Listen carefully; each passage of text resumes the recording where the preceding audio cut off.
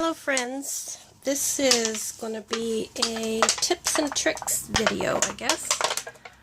I'm going to show you how I do my coffee dyeing. This is one method that I use for coffee dyeing. And I'm going to attempt to do this without getting anything on this tablecloth. Bad chance. Now I've got I don't know if you can see it there. I have the coffee grounds that I leave in the leftover coffee, and I save it up for a few days. So by the time I go to do this, it's quite dark, quite strong. And this is one method that I use where I leave the coffee grounds in, and I like this because I find that it gives a nice technique. And just kind of splush them on, wherever.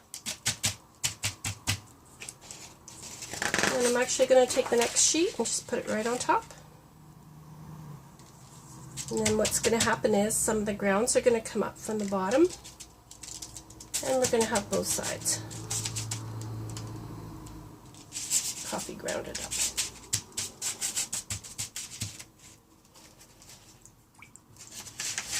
I'm doing these accounting papers. This is an accounting book that I had years ago. So it's probably a good 10-15 years old paper.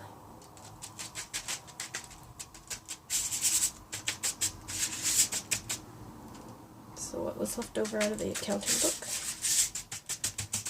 Yeah, I just kind of splish that on like that. Put on another sheet. I just keep layering them up. And I'll let them soak for a while.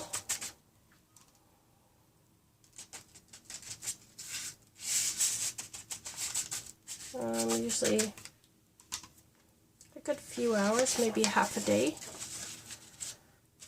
And then if I don't want the coffee all over the paper, I just want little spots, then I won't let it soak for very long.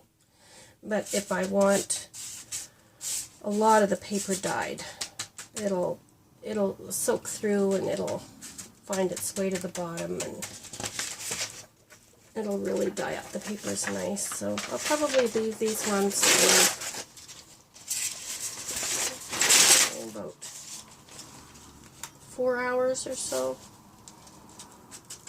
And then I'll lay them out on some newspaper. Just let them dry on their own.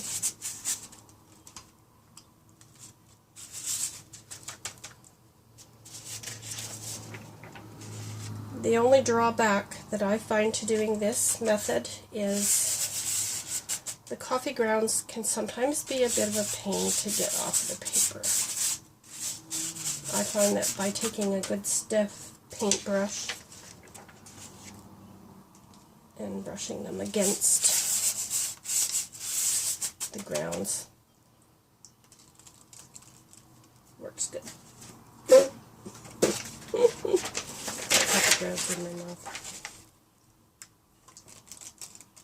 This one I'm going to do a little bit different.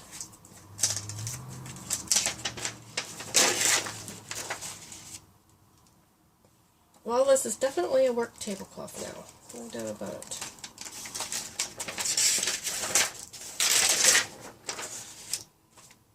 And I love when they're all done and they're finally dried, and just seeing what kind of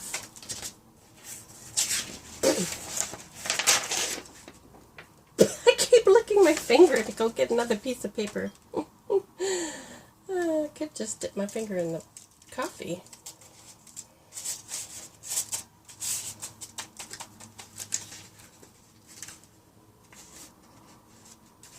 Use my wet hand. That's what I'll do to get. Use my wet hand. Oh, it's funny what we do when we're not thinking, busy concentrating on other things.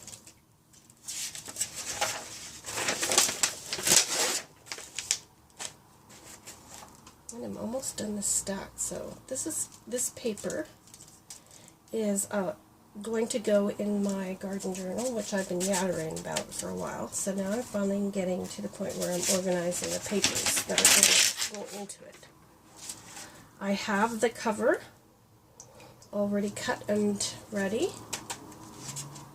I have fabrics and laces and whatnot ready to go on the cover.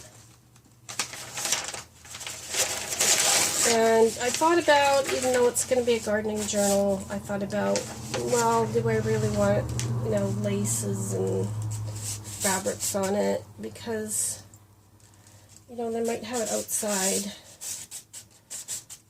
But it's mostly for planning and organizing, so most of that you could do at your kitchen table, I suppose. Okay, this is the top piece. I'm putting a little bit of extra water on this top. Drip some extra water in there. Okay, and I like the green in the accounting paper, so that's why I chose to I'll make most of the paper out of this. And it also lends itself well because of all the lines on it for being able to organize the things that they want in their garden. Okay, I will show you when I'm ready to do the next step on this paper. So here's my finished coffee dyed papers. And while my iron's heating up here, I'll just show you. These turned out really, really, really beautiful. Just you have a little flip through. I really like the effect that it gives when you just plump on the coffee grounds like that.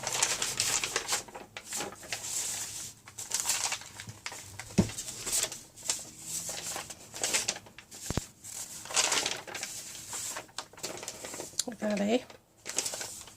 Really nice. Okay.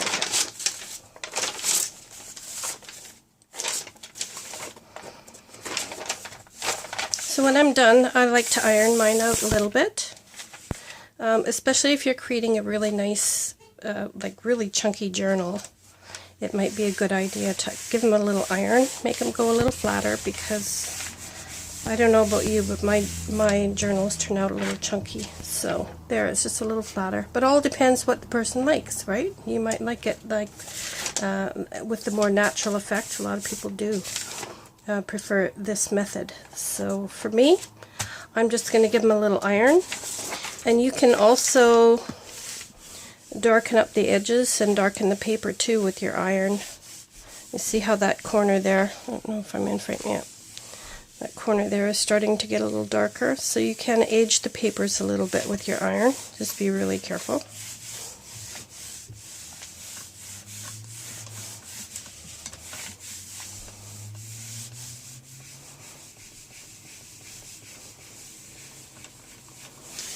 And there you go.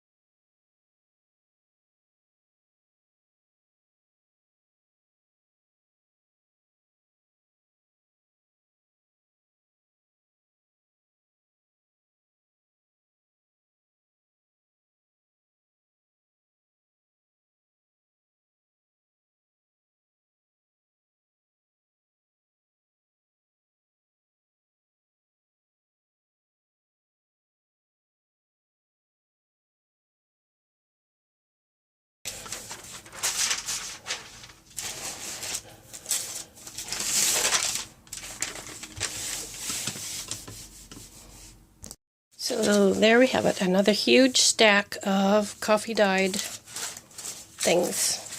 Will keep me busy, finish my gardening journal, and probably have lots of leftovers.